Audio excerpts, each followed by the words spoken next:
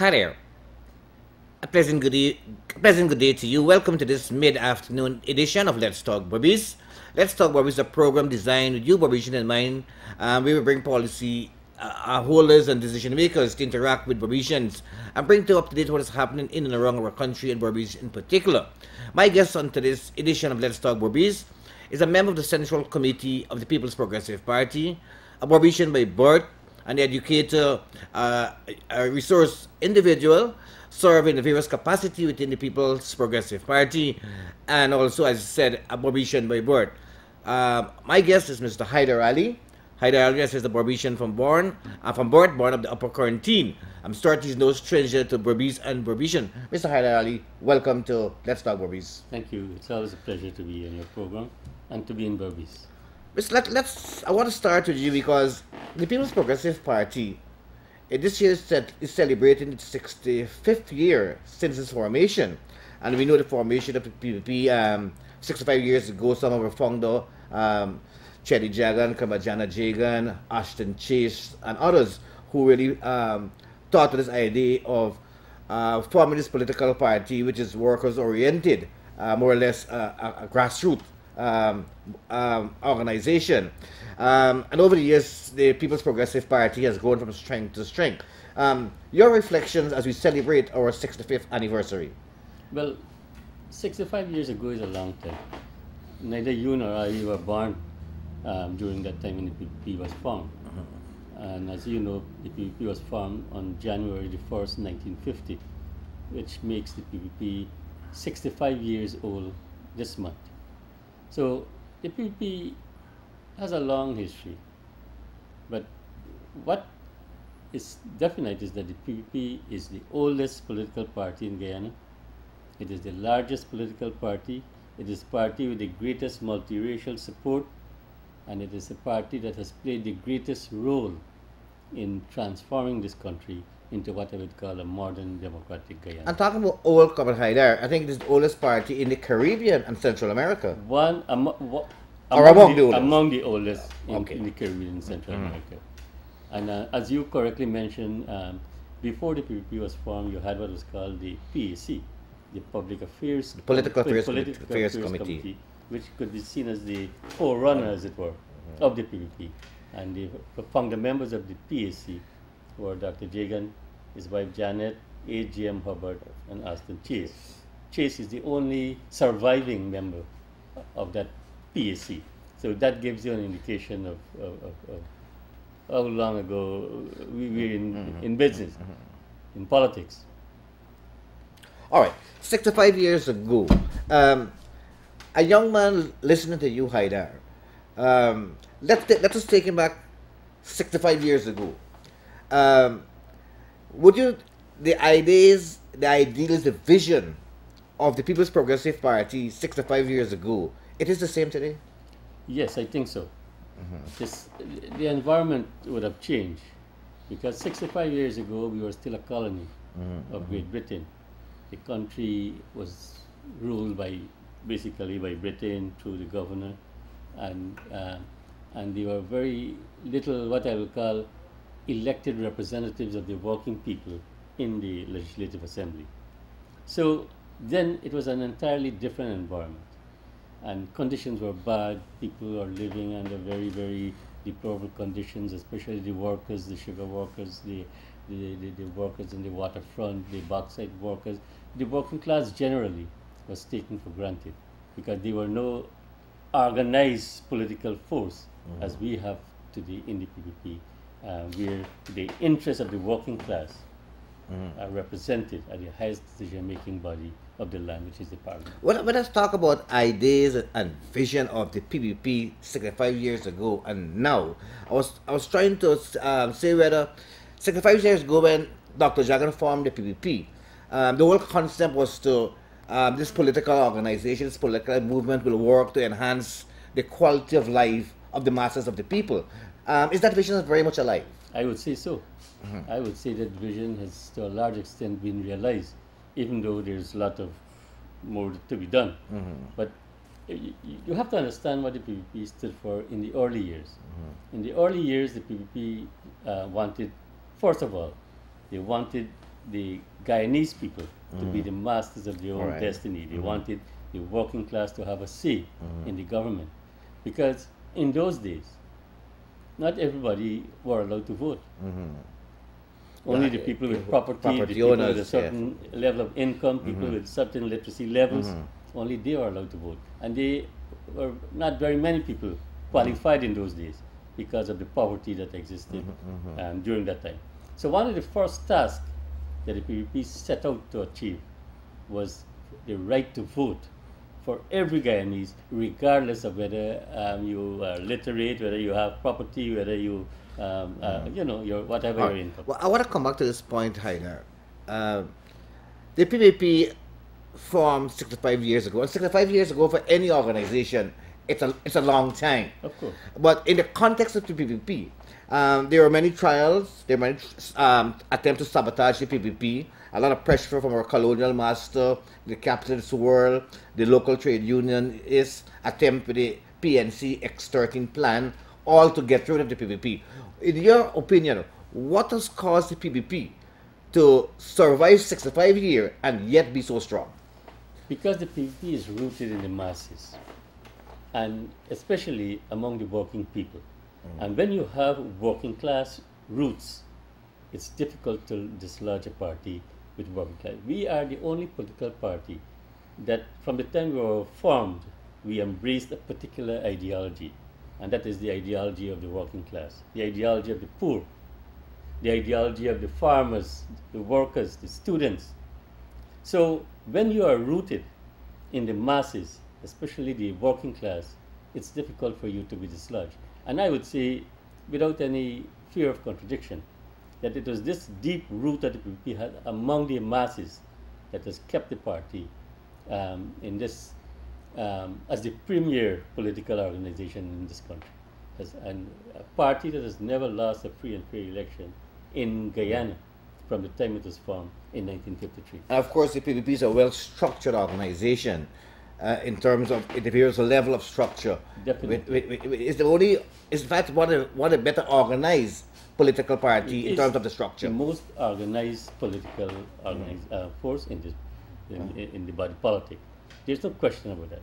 The PPP has roots and connections and groups and structures all over the country.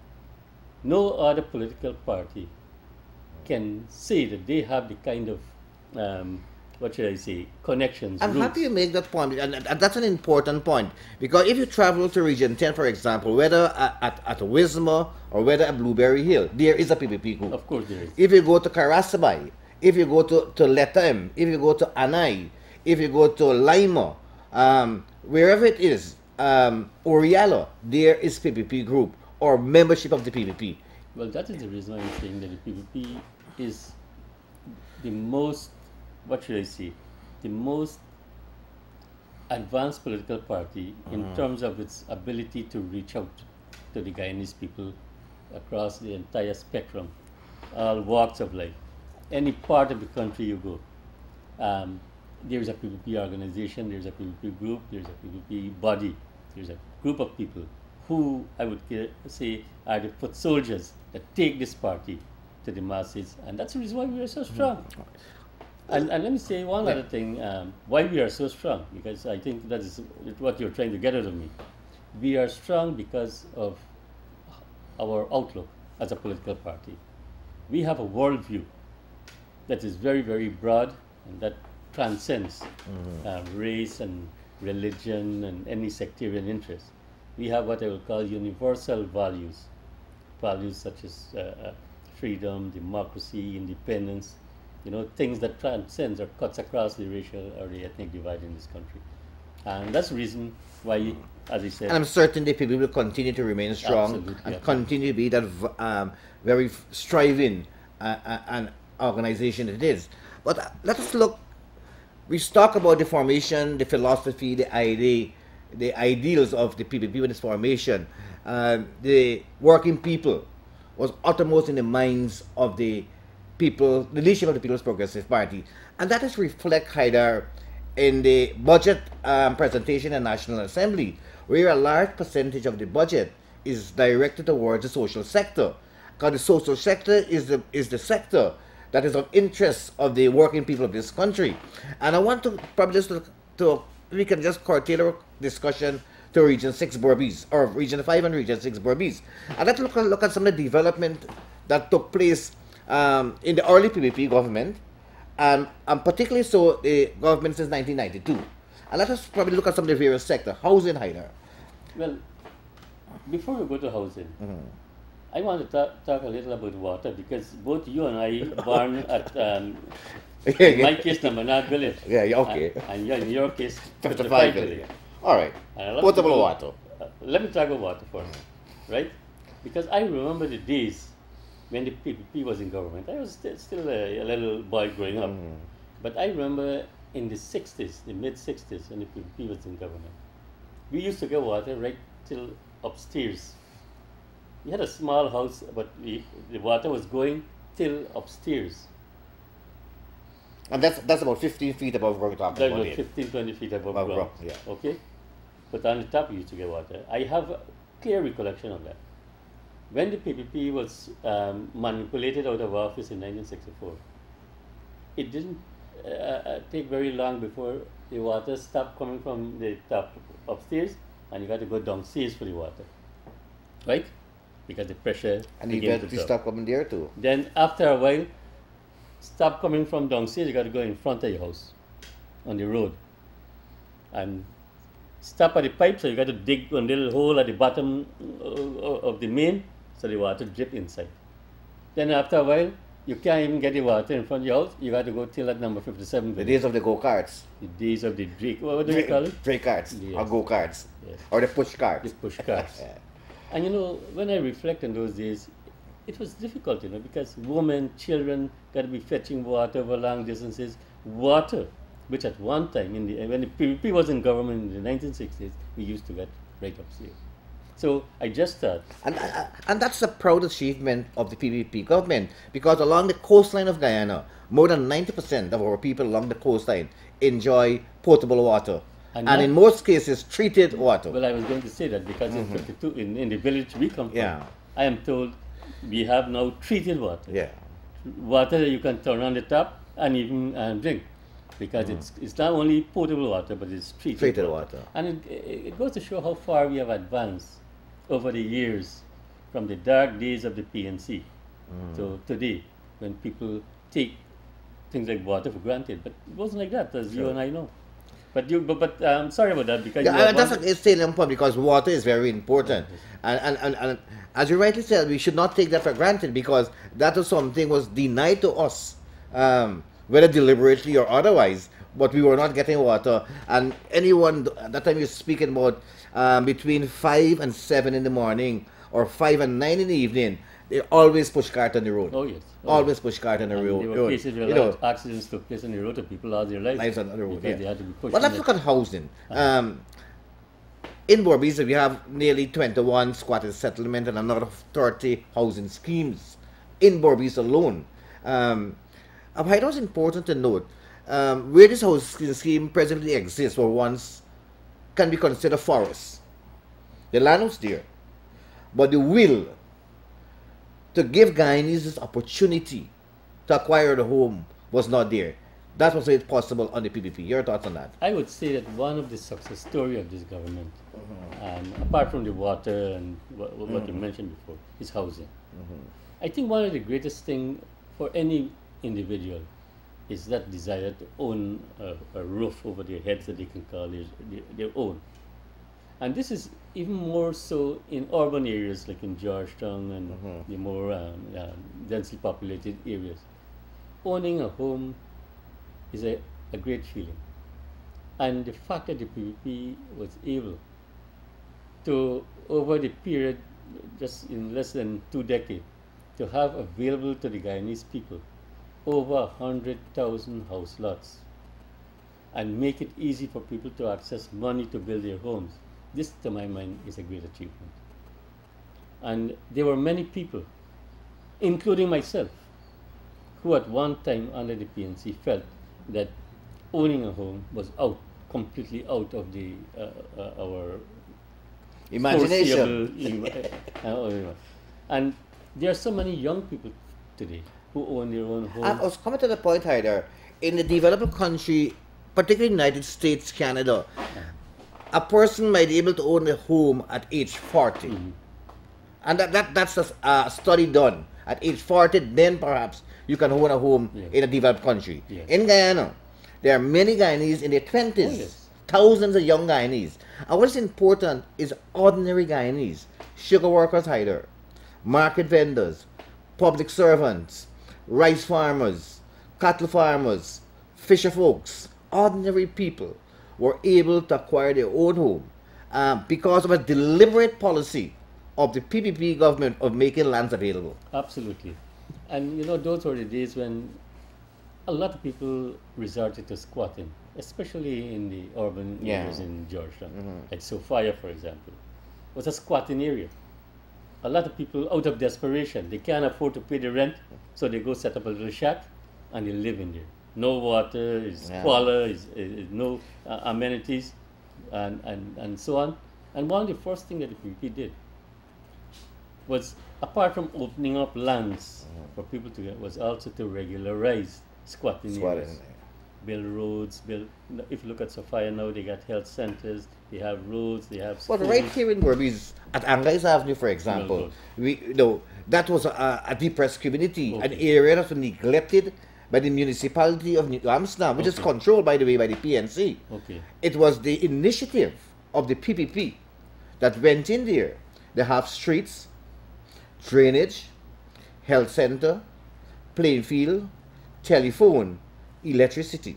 As a matter of fact, is the Honorable Prime Minister on Thursday at 5 p.m. will be commissioning, where for the first time, Haidar, imagine in a city for the first time, 400 residents, household, homes will be receiving electricity. That was made possible because of the planning and the foresight of the PPP civil government. Absolutely. Right. And that's a great achievement. And in as much as some people are, you know, there's a saying, those who only look for faults can see nothing else. There's some people who only look for the small, they look for faults. If you look for faults, that's all you can see. But we can also say the same of other housing schemes. The Fort Ardens housing scheme have the same set of facilities. Absolutely. The Tin Block 4, same set of facilities. Adelphi New Area, same set of facilities. Little India, Little Africa, Bloomfield. And we continue to work because development is a process. It is a process. It's a process. It's not a destination. Right. It's a process. And, you know, people has a right. You give them telephone, they want electricity. You give them electricity, they want something else. And people has that right. And this government believe that, you know, we should work hard every day. And you're right, you said housing. I recall the days I in the urban area. People used to sleep shift. One from 8 to 12, and then they wake up and go on the road. Well, some people Right. don't have anywhere at all to sleep, so Yeah. they used to sleep on the road. You know. But no, But we have made significant But, progress. we have come a long way. There's no question about that. Mm. You mentioned electricity. I remember when I was going to school, there was no electricity. And because the government then, the PNC, never really put electricity as a priority for the people. And it came way down the road. I went to school and I had to study in water lamp and hand lamp. And I'm sure maybe that maybe served you too, although you were a bit younger than I am. But in addition to that, they were deliberate policy of the then PNC government to discriminate against section of the community in Berbice. I recall the incident. The Canefield Power Station is situated in Canefield, East Kanji. But the whole of Canefield could not get electricity, but all the way till Eversham and Liverpool had electricity. So it's a deliberate attempt to discriminate against one section of the Guyanese people, unlike the PPP. For example, how certain criteria are being set down, and once you meet that criteria, you're entitled to a house lot. Yes. No question asked. Yes. Because this has been a government for all Guyanese. Well, it's good that you're making the point, because I lived through quite a lot of my life under the PNC. And the idea never occurred to me that I should apply for a house lot, because there's no point in it. You won't get any because there's no house lot, and even if they do have, only the party boys will get it. right? The paramountcy of the party in those days was as such that only the people who were close to the PNC get whatever little privileges are there. So I never think about applying for house lot because there is no point in it. Today, as soon as somebody turned 18, 19, they start applying for house lots. And as you said, in their 20s, a lot of them get house lots. That was unthinkable under the PNC. Yeah, honestly. Let's just move to one of your favorite area, education. You know, you've been an educator yourself, been in the system, served from the bottom, go right up as permanent secretary one time in the Ministry of Education. Look how you transform the education sector. Not only building buildings, but also we have seen because of the input and the resources that is being placed in the education sector, the results we are getting, right? Your thoughts on education? Well, you know, education is very close to me. I've been an educator, if I may say that, for quite some time. I started out as a teacher, and I moved up the ladder, as it were, and becoming at one time the permanent secretary of the Ministry of Education. I have what I call a close up view on the education sector. And I have seen the transformation that has taken place in the education sector over the years. There was a time when we were the lowest achieving nation in the whole of the Caribbean. And not because our students were not bright, but because the system failed these students. I remember when I was teaching at BB Primary School, after I graduated from the Teachers Training College. Sometimes, some days you don't have chalk to teach. They used to ration chalk. Schools, when the rain falls, you got to be shifting furniture from one end to the next. Teachers, many of them, because things were so bad, they became vendors. They become vendors in the school itself. Yeah, you call those incidents. You know, when you look back at these things, it's sad because the teacher got to live. The salaries were so poor, you couldn't make ends meet. So to supplement the meager income, the teacher used to set up a little stall in the school, and sometimes even when they're teaching, a student will raise their hand and say, "Miss, I want a particular icicle or a sugar cake." In the midst of a lesson. In the midst of a lesson. Now, I don't mean to be disrespectful to our teachers. No, of course, our teachers have, right? Honestly, with all fairness to them, they have done a good job. What the difficulties that the sector face, and the practitioners in the sector as well, the teachers. And many of them too, they spend long times in the lines, what we call guidelines, because man's first instinct is to survive, okay? And therefore, you have to get salt, sugar, butter, you name it, toilet paper, and you can't go in the shop like today in the supermarket, and in one supermarket you buy everything. In those days, those things were either banned or they were so scarce that you had to go, the only place you could get it was the Knowledge Sharing Institute, the KSI. Knowledge Sharing Institute. And until today, I'm still baffled of how Knowledge Sharing Institute become associated with food stuff. Maybe it's part of the contempt that the PNC had for the people of this country. But life was hard, life was difficult. And the education sector, I'm coming back to education, suffered quite a lot. Because our children, who were the brightest in the region in the 60s, began to underperform. Underperform at regional examinations and at local examinations. And, you know, it was so sad because I happened to be on the Caribbean Examinations Council when it became into government as the permanent secretary for education. And those were the early years when we took over. And it was sad to see how our children were underperforming. When you see a low performer, no, you come from Guyana. And it was shameful because we were at the bottom of the performance ladder in the whole of the Caribbean.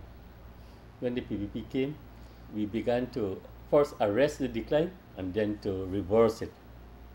And I am pleased to say to you, Fazal, that today, that performance gap between Guyana and the rest of the Caribbean has, for all practical purposes, been widened.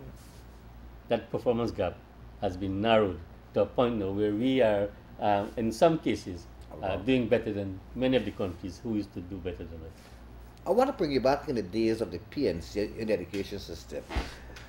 The PNC deliberately failed our common entrance students. That time was common entrance because there were not enough spaces at secondary school.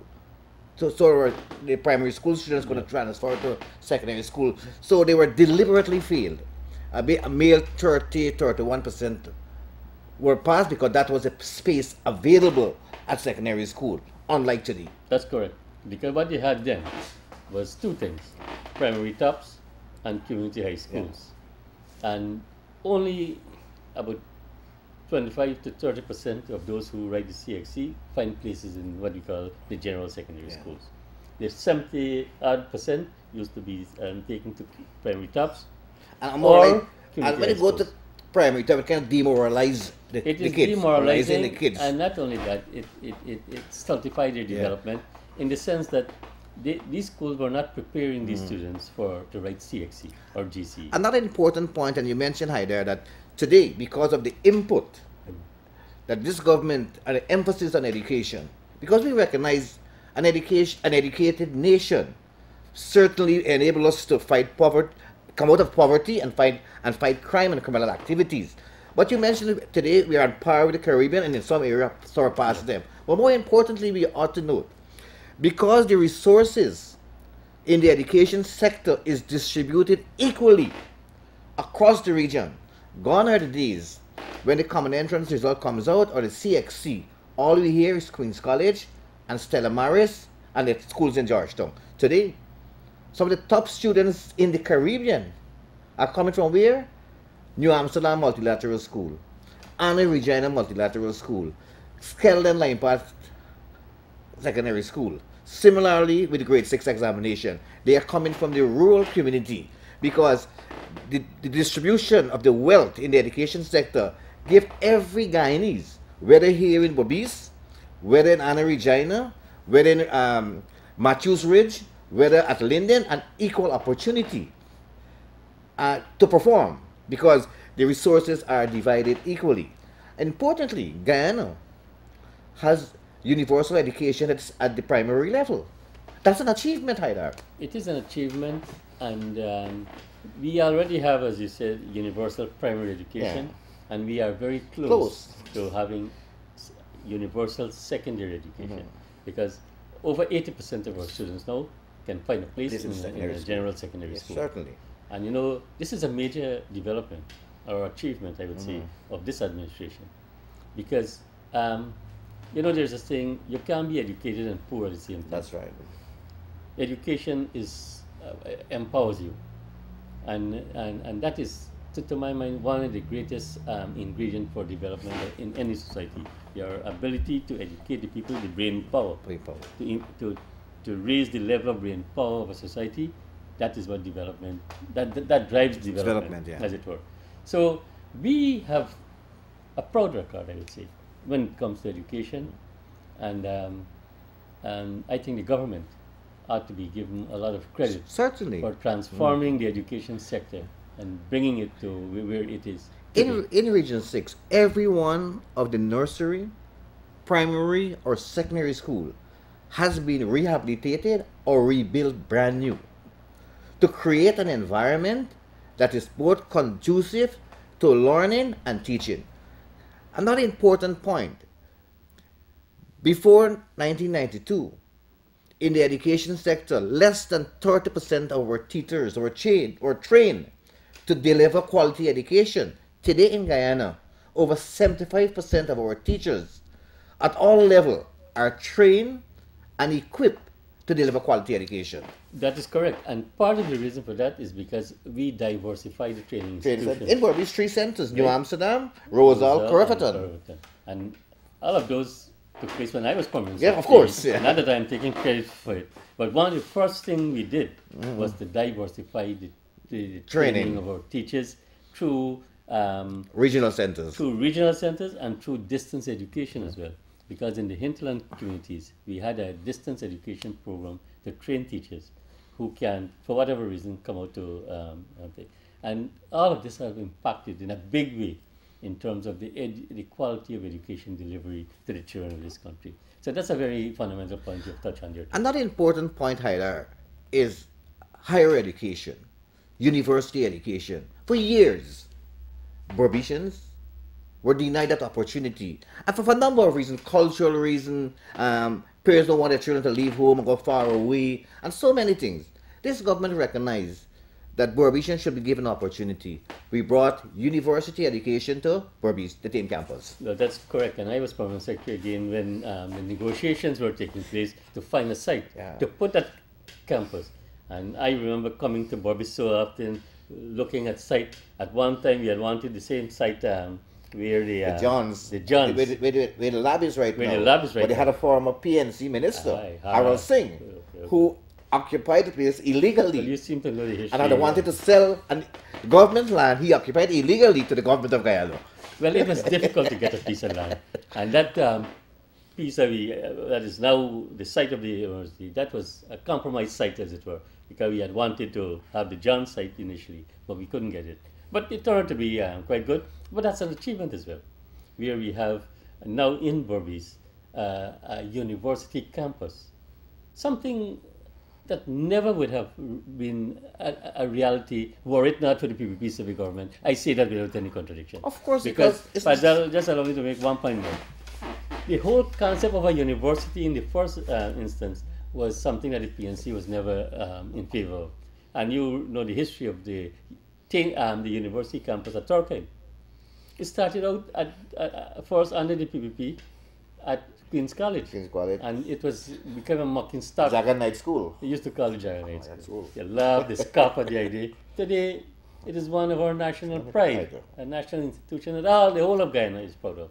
And there's one point I want to make too, because I know Go ahead. we're running out of time. But there was a time too when university education, even though you have the brains, you have the qualification, many people could not have gone because of the introduction of national service. I was coming to that point, yeah. Right? And the national service prevented a lot of qualified Guyanese, in particular Indo-Guyanese, because for cultural and other reasons, a lot of parents don't like the idea of their daughters, and even sons, to leave their homes and go into the interior and so on and so forth. Talking about national service, during the earlier campaign, the present leader of the opposition said if he should ever win, and we know he can't win, become president, there are two things he wants to do. And he has a record of saying that. One was to bring back national service, and secondly, is to close Gaisuko. He's on a record of saying that. That he will bring back national. And we know national service has destroyed the lives of thousands of Guyanese young people, and particularly so Indo-Guyanese. And I have no apology in saying that. Many families broken up because of national service. Yes. In the context, it was operated under the PNC. Yes. In that context. Well, I was going to make that point. Right, That that it's not context. national service per se. Yeah. I want this point to be made very clear. In the context. We are not opposed to the concept of a national Yeah. service, but it was the compulsory nature Sure. of the national National service service. and the manner in which it was executed that caused a lot of concern and resentment by people generally. No, I don't think it's only Indo-Guyanese. Well, all Guyanese, There are a yeah. lot of people who just think, I went to national service, I had to, and I can tell you without any reservation, I'll say it was a complete waste of time.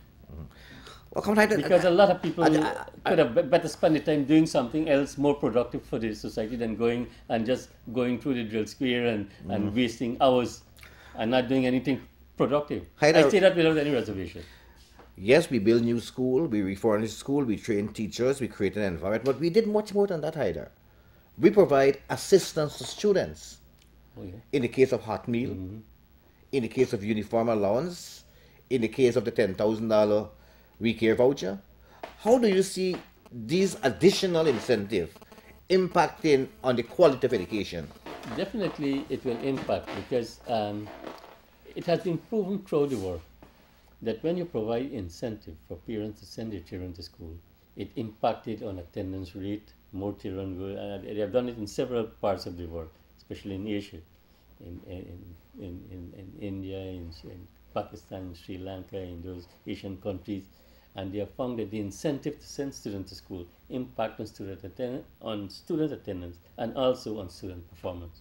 Because the more you go to school, it follows. The more attendance you have, the more knowledge. Your cognitive level is improved. The cognitive domain, as it were, become more activated. So this is good, and this will only serve to further enhance the the the quality of education delivery and the impact that the training, the education will have on people and parents. And don't underestimate the $10,000 to some people would say, well, should have been more. Of course, it should have. Of course. But everybody want more. But you have to see it in the The context, context of affordability. of affordability. And I'm certain once the PPP government return to office, that will be high on the agenda in terms of giving more to our students. Well, either we talk about education, we talk about housing, we talk about so many things, but we want to talk about our pensioners. Okay. Because our pensioners has contributed in a significant way to the growth and development of our country. Our pensioner has fought and made sacrifice for the restoration of democracy in this country. And one of the first act, and Dr. Jagan ought to be applauded.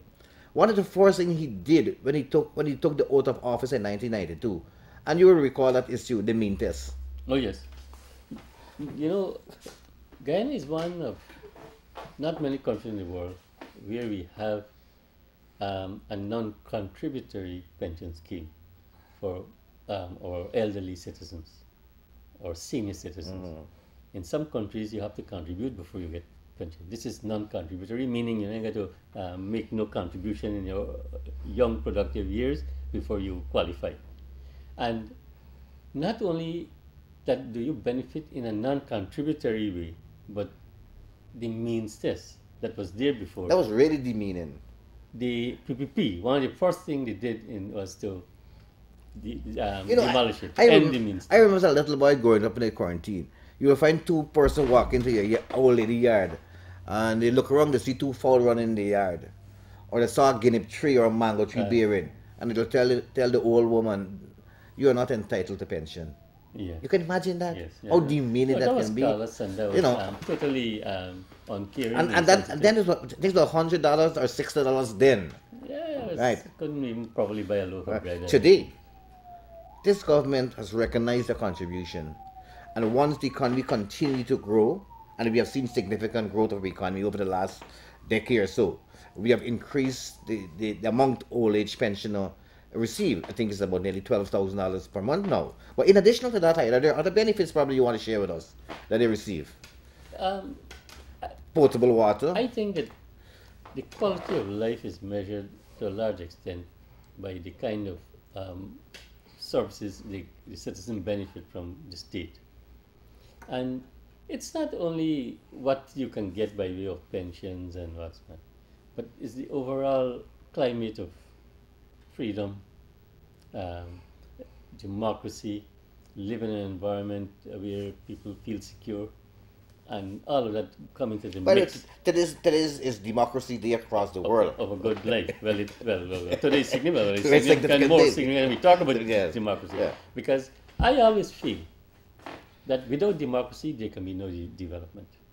There is a very close correlation between democracy and development, and it has been shown throughout the world that wherever democracy is absent, development is stagnated, stultified. We had 28 years of undemocratic rule, and we saw where it took this nation.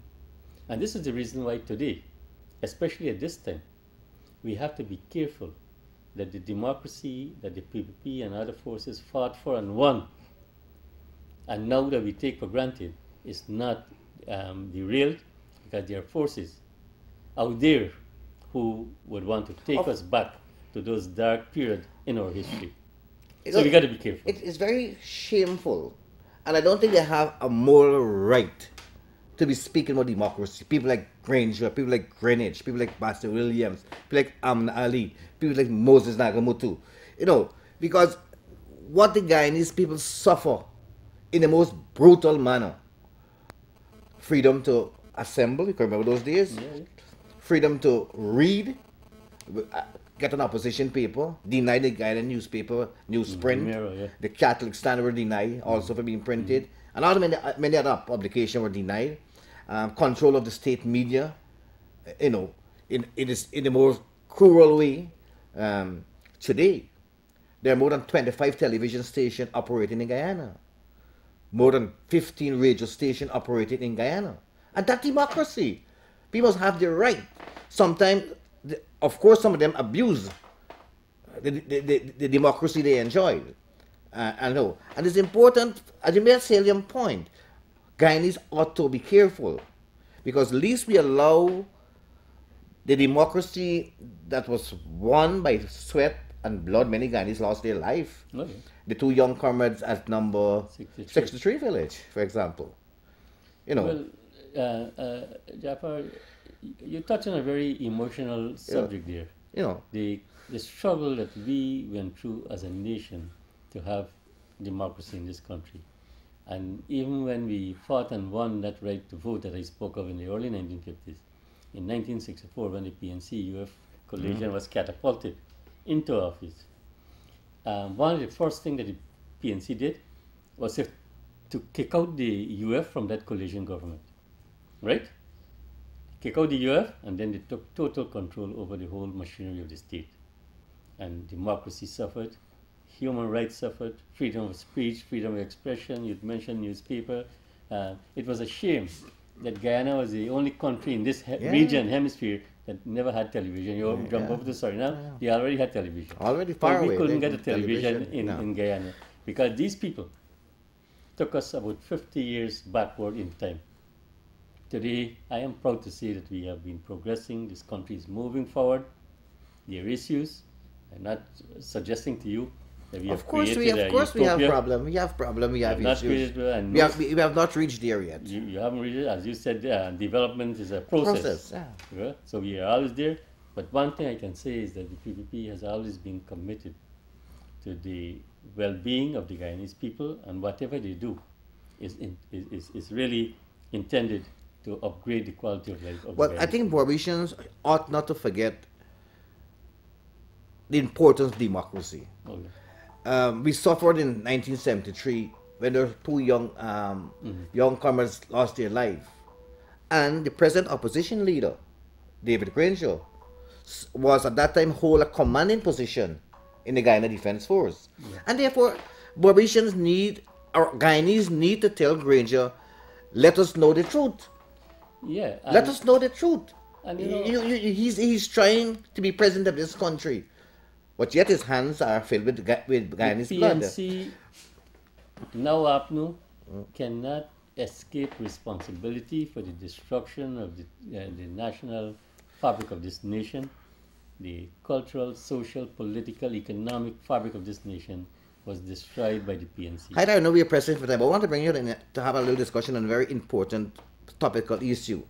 The secret talks that is going on between the AFC and the APNU.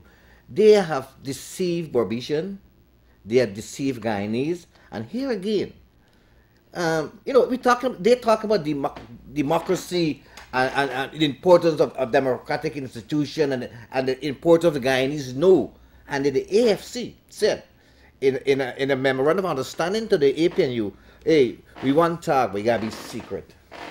Well, that's very intriguing. Very intriguing. Very. I don't know what is the point in all of this. But I will say this, and I want to speak directly to our Barbicians here, that the experience of the past must always be a guide to us, especially I'm talking to the younger generation here, many of whom would not have experienced what life was like under the PNC. It's true that we can only look back to the past, we got to look to the future, but I want to say that the past sometimes helps us to guide, as a guide for the future. Now, we have had situations like this before. In the 1964 period, a lot of Guyanese felt that, PPP was there for 9 years, from 57 to 64. It's time that we give another party a chance. A lot of businessmen, a lot of other people, they felt that, maybe it's time that we give another party a chance. So they voted for the United Force. what did the United Force do? They took the vote and they joined with the PNC and they formed a coalition government. PPP was out of government, and one of the first things that the PNC did was to kick out the United Force from the coalition government, and they took total control Well, hi there. over the whole process. The AFC haven't. Yeah, go on, you The go. AFC haven't done anything better than that. After the 2011 election, in the 10th Parliament, they joined with the opposition. Well, that's the reason. You know, that's the reason why I'm trying to Oh, make the analogy of they- what happened in the '64 Yeah, can they, very well they, repeat itself they here. joined the opposition, APNU, in the Can Parliament. very well repeat itself if you're not careful. And every single bill that we took to Parliament, every single one, AFC voted with or APNU in the National Assembly. And they can't deny that. They answered the official record of the Parliament is there to prove. Right? You're an assemblyman. Right. You speak from You know, knowledge of what's so going on. You every speak single bill we took in Parliament, they voted with the APNU. Well- And let them come and deny that to Barbicians. Well, Fazal, I know we are coming to program time, Yeah. but I think that very soon the Guyanese people will have to make a very important decision. And this decision will determine whether we move forward as a nation, we continue the progress and development, and continue, or we shift gear and we go into reverse gear as happened in 1964. So this is a very, very critical moment, as so to speak, in the life of this nation. And I have every confidence in the intellect of our Guyanese people, in their ability to make right decisions, sound decisions, and I'm certain that whenever elections are due, and from the way I see it, it's not so far away, it's around the corner. And I think that we have to, this time around, do not make the same mistakes that we made in previous elections. I certainly agree with her, Comrade Haidar. Barbicians and many of those who probably were misled by the propaganda of the AFC and have not realized, and they have seen for themselves what transpired in Parliament. They have seen for themselves what is coming out of the Commission of Inquiry into Dr. Rodney death, who is culpable, who is responsible for Dr. Rodney death. All the evidence are before the Guyanese people, I know. So they are seeing exactly what is happening, you know. And if they are seeing exactly, you know, the massacre that took place in this country, the Lusaknan massacre. I think they have something. Yeah, you know, who represent those criminals, and who now is the presidential candidate, as prime minister candidate to Moses Nagamutu. The question is being asked by Barbician. Moses Nagamutu doesn't have a conscience, or are he going to sink that level only for political power? You know, I'm certain Barbicians are smart people, and I have every confidence in Barbician that they have seen the work of the PPP, started with Chetty Jagan, under Sam Hines, under Kamajana Jagan, under Bar Jagdale, under Donald Ramatar. And there have been significant development. That process started way back in 1992, and we continue. We are not there yet. And we could have been far away now had not the destruction of the 2012, 2013, and 2014 budget, which the opposition, Moses Nagamoto, waving his scissors in the National Assembly. I'm certain we have gone far away. Sometimes we talk about employment for young people, but many of the big projects, the specialty hospital, the Chetty Jagan International Airport expansion, the Amilas Fall, and so many, the Marriott Hotel, and so many things will generate thousands of jobs for young people here. Well, you have said it so well. Once you block progress, you block development, big projects, in a sense you kill employment opportunities. And this is effectively what the opposition has done. Because these projects, they generate employment, they generate other activities that lead to greater dynamism in the economy, the multiplier effect. When you invest money, the money have a way of filtering down to people at all levels. So the society is poor for the lack of these projects. And I think this is very irresponsible, anti-national, anti-developmental on the part of the opposition, the AFC, the APNU, in as you said, blocking these projects from becoming reality. You are watching Let's Talk Berbice, and my guest has been Comrade Haider Ali, member of the Central Committee of the People's Progressive Party, and Comrade Haider has played a very important role in the restoration of democracy and the development that is transforming across Guyana. Comrade Haider Ali is author of a recent published book, and he has written numerous papers, and he has been a regular contributor to the Mirror newspaper and the Guyana Chronicle. I hope very shortly, I know he's a very busy person, and we can have a one-on-one talking about the recent publication that was launched in Georgetown. I'm certain Barbicians are proud of this young man here who hails from Berbice, hails from the North Village, and we all Barbicians are proud of it. Comrade Haider, it was a pleasure talking to you. Thank you. All right.